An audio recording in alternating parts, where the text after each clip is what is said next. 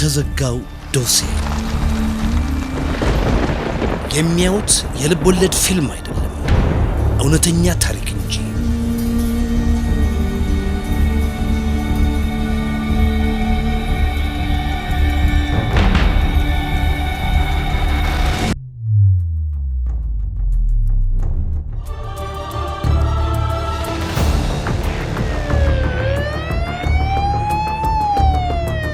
ከተዘጋው ዶሴ በሀገራችን ለመጀመሪያ ጊዜ እውነተኛ የወንጀል ድርጊቶችን እንዴት እንደተፈጸሙና ወንጀለኞችን ለመያዝ የተደረጉ እልህ አስጨራሽ ክትትሎችን ያሳያል።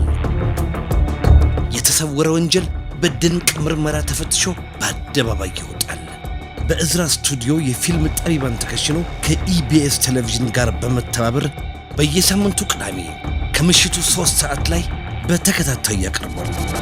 ለማየት ያጓጓል፣ ለማመንም ይከብዳል። ከተዘጋው ዶሴ